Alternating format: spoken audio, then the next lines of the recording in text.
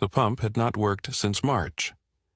Donald stood at the trough with the empty bucket in his hand and looked at it, the iron handle, the rust streaking down the neck of it like old blood, and he did not move. The evening light came flat and orange off the hill. Below him, the lower field lay pale and cracked, the clay pulling apart at the seams as though the earth itself had given up on holding together. The two remaining sheep stood at the far end of the field and did not bother looking up. He had meant to fix the pump. He meant to do it in March when it seized, and again in April and twice in May. The bucket hung from his fist. He turned away from the trough and walked to the gate instead, for no reason he could name, and when he reached it he saw the woman on the road. She was perhaps 40, perhaps older. She walked with a slight lean to the right, as though carrying a weight on that side, though her hands held nothing. The bag over her shoulder was canvas, darkened with use, the strap knotted where it had broken and been repaired. She stopped when she saw him at the gate. Neither of them spoke. The light went on going flat and orange off the hill. "Your field is dying," she said, in an accent he could not place. He looked at the lower field, which he already knew about. "The one below," she said, as though he might not have understood. "I know what field it is." She turned her head and looked at the pump trough, at the bucket still in his hand. She wore no expression he could read. Her hair was pulled back, and she had a way of standing that suggested she had stood in worse places than this and waited longer. "If you let me stay," she said, "I can fix that." She lifted her chin toward the field. "And I can fix that. I don't need anyone to fix anything." "Your well has gone wrong at the joint," she said. "The washer's dried out. I can see the calcification from here, and your lower field needs iron and a particular thing done with the drainage. I know how to do both." Behind him, the kitchen door opened. Aoife appeared in it, drying her hands on the dish towel, looking down at the road. "Who is she?" Aoife said. "Nobody," Donald said. "Go inside." Aoife did not go inside. The woman on the road waited. A crow called from somewhere up the hill and went quiet. The evening moved on around them without any particular regard for what was happening at the gate. He had 3 objections, and they were all reasonable. He did not know her. He did not know anything about her. Not where she had come from. Not why she was walking the road between Ballycross and nowhere at dusk with a broken shoulder strap and no car, and no explanation of why she needed shelter. In his experience, people who arrived with no explanation were people with a reason to have none. That was not charity on his part. That was just the arithmetic of 30 years living alone on a hill. He had no room that was fit for a person to sleep in. That was the second thing. The house had 4 rooms, and one of them had a hole in the ceiling he had been meaning to patch since the autumn before last, and one of them had been Chauvin's, and he did not open that door any more, and one of them was Aoife's when she came, and the 4th was his. That was 4 rooms fully accounted for. The third thing was simpler and harder to say. He had managed alone for 4 years.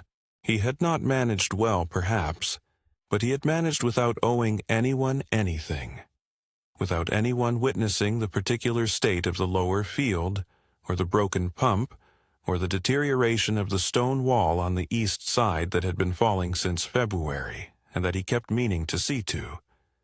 Another person on the land meant another person who knew how badly the land had gone. He was not prepared to know that through another person's eyes. He had the 3 objections lined up, and he was about to speak the first of them when the woman shifted her weight slightly, and he saw her wince. Not theatrically, she tried not to show it, but the right shoulder rolled forward an inch, and she pressed her lips together once, and then she was still. She said nothing about it. She did not ask for sympathy. She simply stood there in the road waiting for his answer as though she had been standing and waiting like this her whole life, and was prepared to go on doing it. He had seen that posture before, he had lived inside it. "The room has a hole in the ceiling," he said. He was speaking to the gate. He had not opened it. The woman waited. "You'd want a bucket under it when it rains." "I have a bucket," she said. He looked back at Ove, who was watching him from the kitchen door with her arms crossed, the dish towel over her shoulder now, saying nothing. Her expression was not readable. It never had been, even when she was small. He opened the gate. The hinges gave their usual complaint, that dry, scraping groan, and the woman walked through, and the pump at the trough stood in the evening light with its rust and its silence, and Donald did not look at it, and followed her up to the house. The farm had once been someone else's idea of what a farm could be. You could still see it, if you knew where to look. The remains of a second stone wall that had bordered a kitchen garden, the iron ring cemented into the east gable for a gate that no longer existed, the depression in the yard where an old hay barn had stood before. It came down in a storm 9 years ago, and he had taken the timber for other uses and never rebuilt.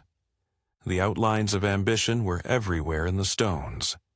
What remained in practice was the upper field with its grass grazed thin, the lower field with its drainage problem and its dead clay. The 2 sheep, a rooster with a broken comb who appeared to bear the world a specific grudge, and a kitchen garden that had been producing less each year until this year it had produced almost nothing. Chauvin had kept the garden. Donald knew this in the way he knew it. He did not think about it, but his eyes went around it when he crossed the yard, and they came back wrong.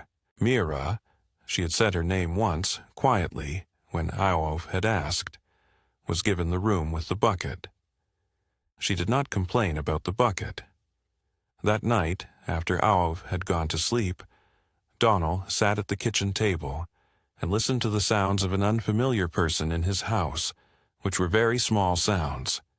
Footsteps across the ceiling, the creak of the window latch, and then silence. Then nothing. He sat there a while longer, and then he went to bed. In the morning, she was in the kitchen before him. Not cooking, not rearranging anything, simply standing at the window with a mug of tea in both hands, looking out at the yard. She had taken nothing that was not offered. She had made the tea from the kettle already on the hob. When he came in, she turned and looked at him and said, "Your drainage problem is in the northeast corner. If we dig it out there and lay some river stone, the water will move." "We," he said. She looked at him steadily.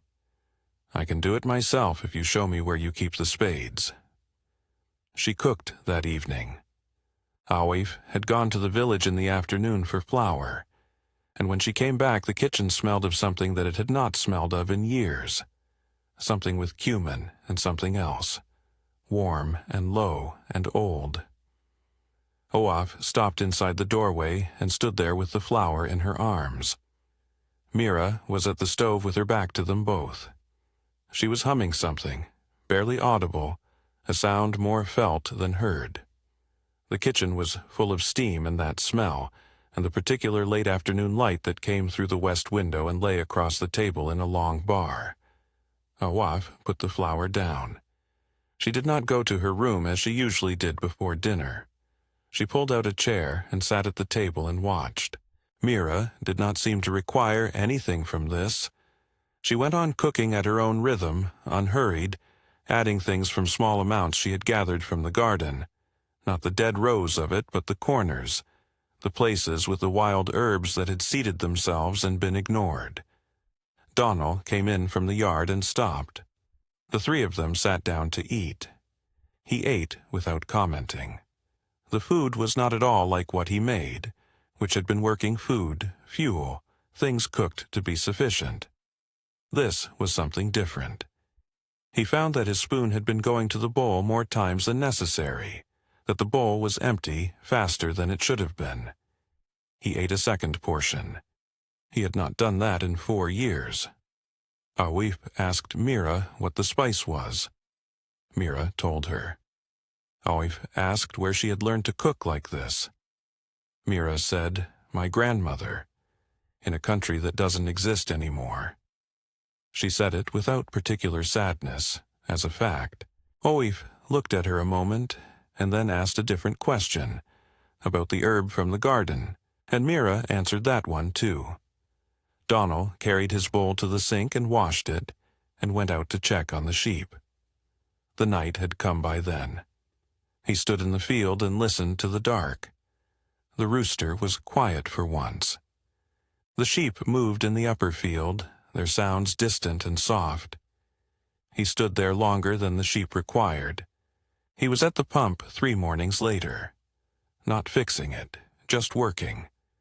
The pump was next to the trough, and the trough was next to the north wall, and the north wall needed repointing, which was a real job that needed doing.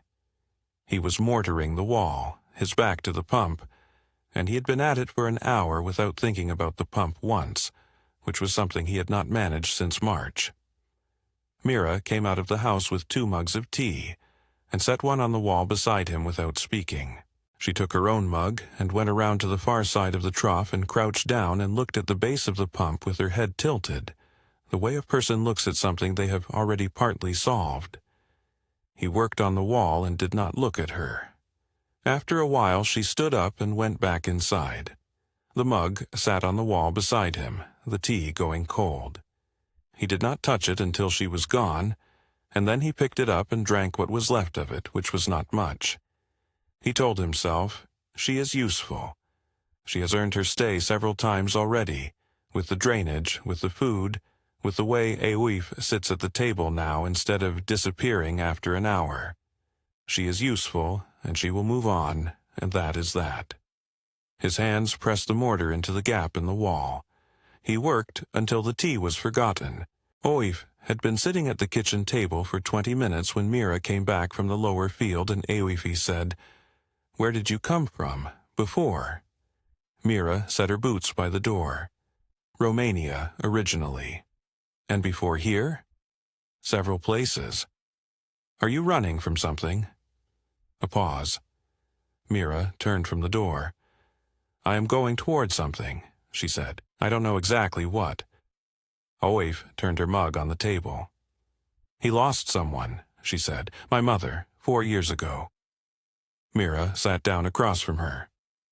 "He doesn't talk about it. He didn't even when it happened. He just became like this." She gestured at the window, at the farm beyond it. "The whole place. He went somewhere inside himself, and he works, and he doesn't look up much." Mira was quiet. She looked at the table. "I stay," Eoif said, "but I don't know if he notices." "He notices," Mira said. "He checked the latch on your bedroom window the first night you got home. I saw him do it." Ofe looked at her. Oife looked. Mira looked at the table. "Does he eat more when you're here?" Oafe was quiet for a moment. Then she said, "Where were you before here, specifically?" "Working," Mira said. "A farm in Clare. Before that, another one.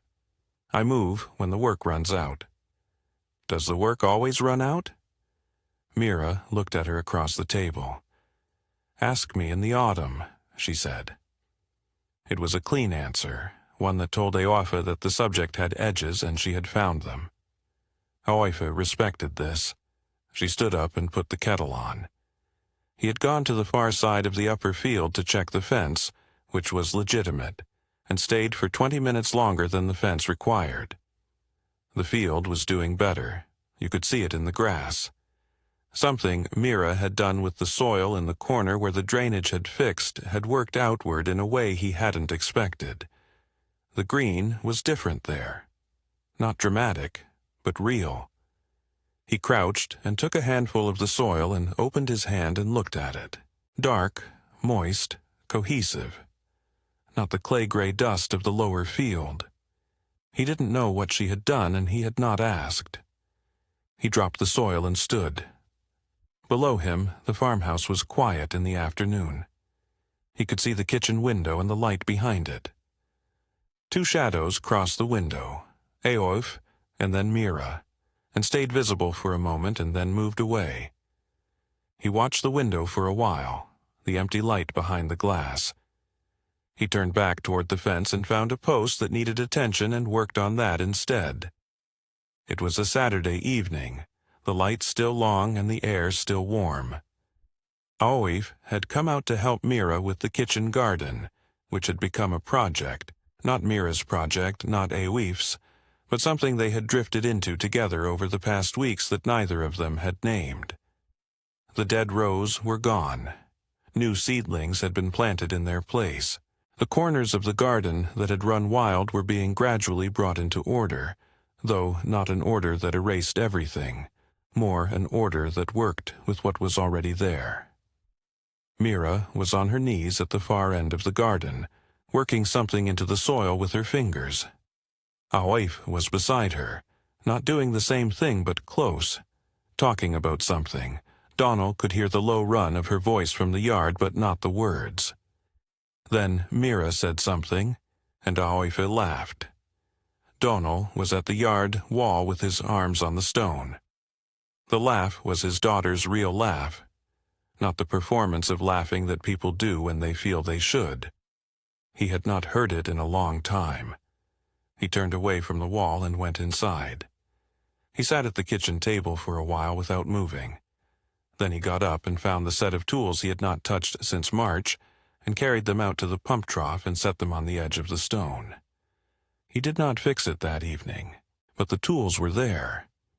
It happened at the end of a day of shared work, the kind that had accumulated. Mira and Donald replacing the east side wall, Aoife carrying stone from the pile beside the barn. They had not planned to do it together.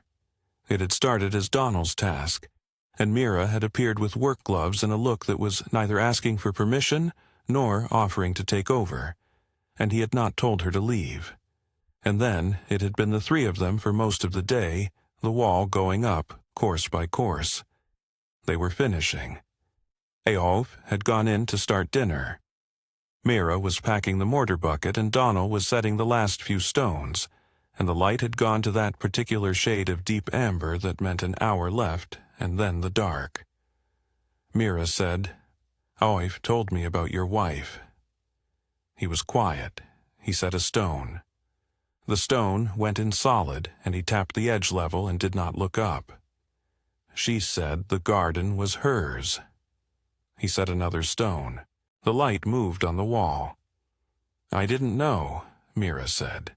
"When I started in the garden, I would have asked." "It wouldn't have changed anything," he said. And then, a moment later, with some difficulty, quieter, "It needed doing." Mira picked up the mortar bucket.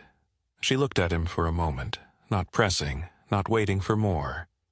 She said, "The drainage will hold through the winter.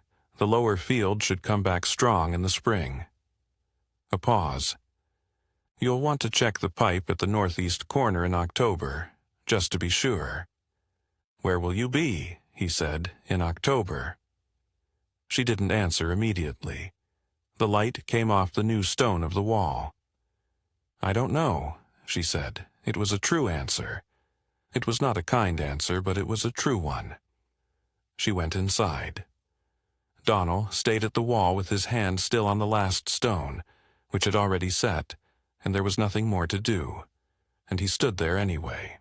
Aoife was in the kitchen washing the breakfast dishes when she heard a different sound from her father, which was that he was singing. Not loudly, barely audible, a few low notes of something old she half recognized. The sound came from outside, from the direction of the north yard. She stood at the sink with the water running and listened until it stopped. She had expected to feel something uncomplicated when the farm began to come back. She had wanted it back for 3 years. She had wanted to see the lower field green again, and the wall standing, and her father's face without that particular set to it, the jaw held as though against a blow that had already landed. She had wanted these things, and they were beginning to happen. But the feeling she found instead of the simple good one was full of something more difficult. She was not sorry Mira had come. That was not it. It was more that she had been so long the only person watching her father that she did not entirely know what to do with the watching when there was someone else doing it too. She had been the keeper of the knowledge of how bad it had been, and now there was another keeper. That night she knocked on Mira's door. Mira opened it. She had been reading, a book Eoif didn't recognize. "I'm glad you're here," Eoifa said. She said it the way she said difficult things, quickly, before she could reorganize her face. "I didn't think I would be, but I am." Mira looked at her for a moment. Then she stepped back and held the door open. "Come and tell me about what it was like before," she said, "what the farm was like." Eoifa went in.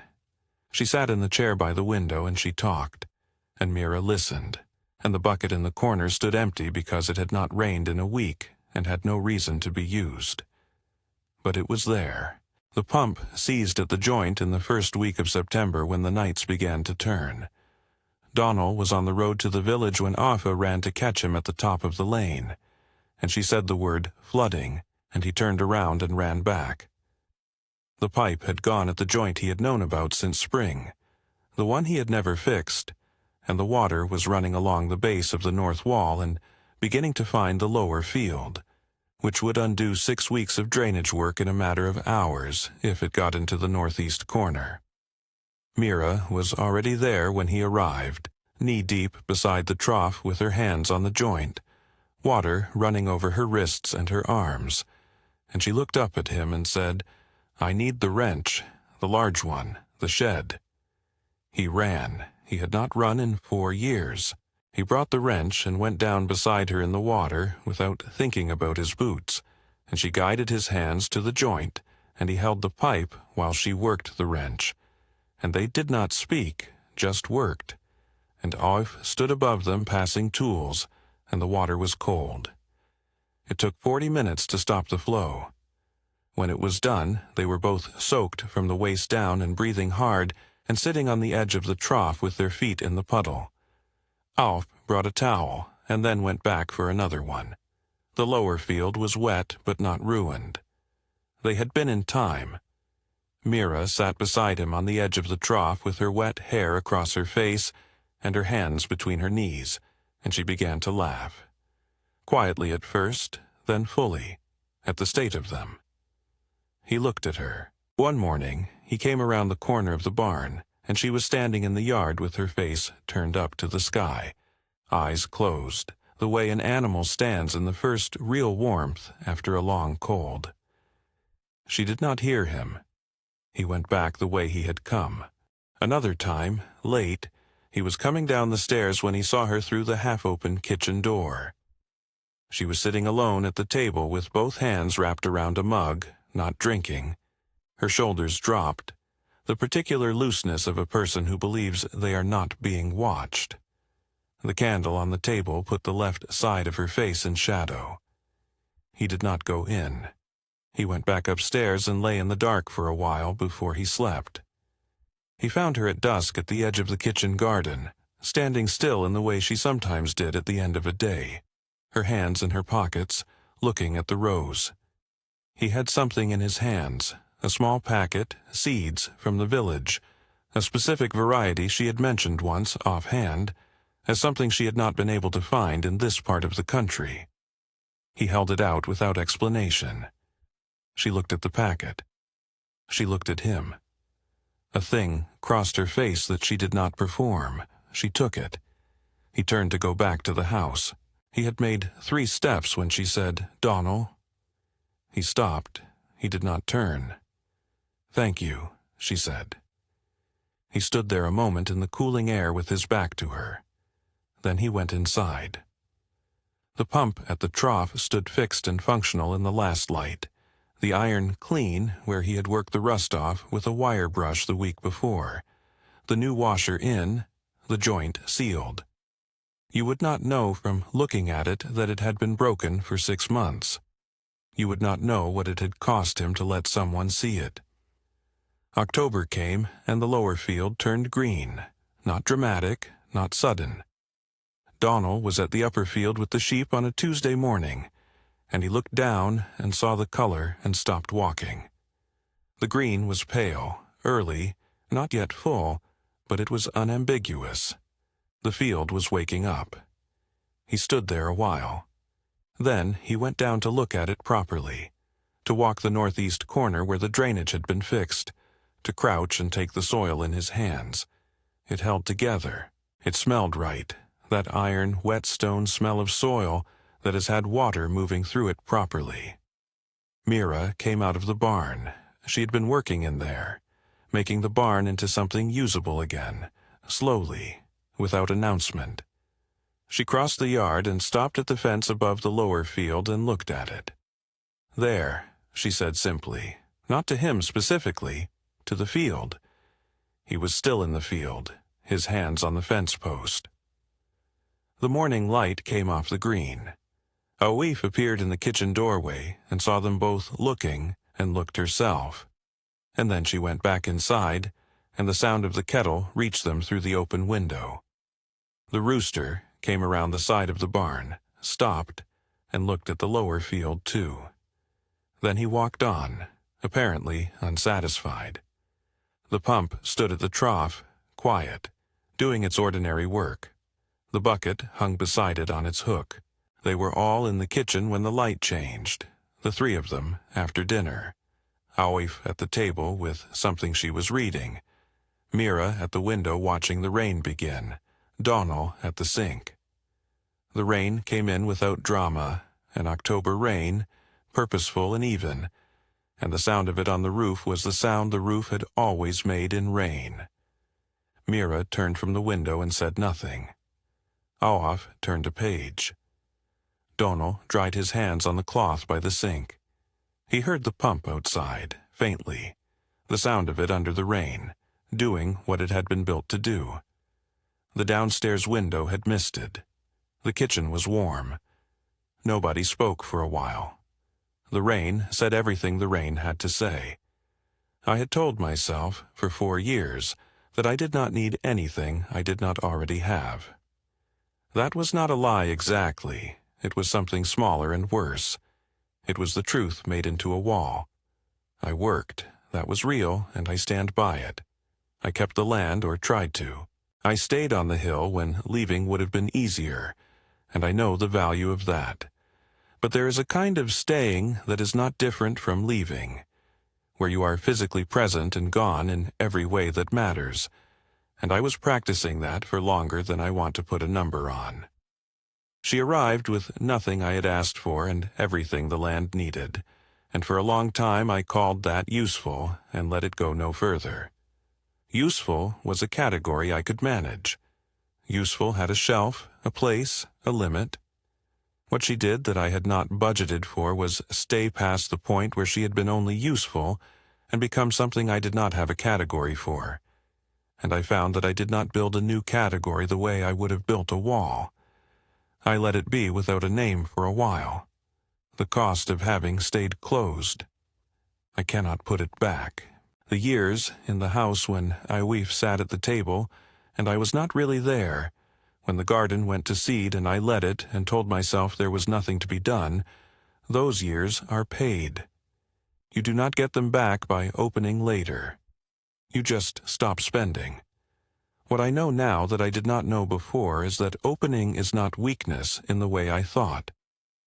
I thought it was a kind of surrender, the way you surrender a position when you can no longer hold it. I was wrong about that. It is the harder thing. Holding was easy. It required nothing of me. Opening asked for more than I had given in years. Chauvin's garden is growing. That is not a small thing.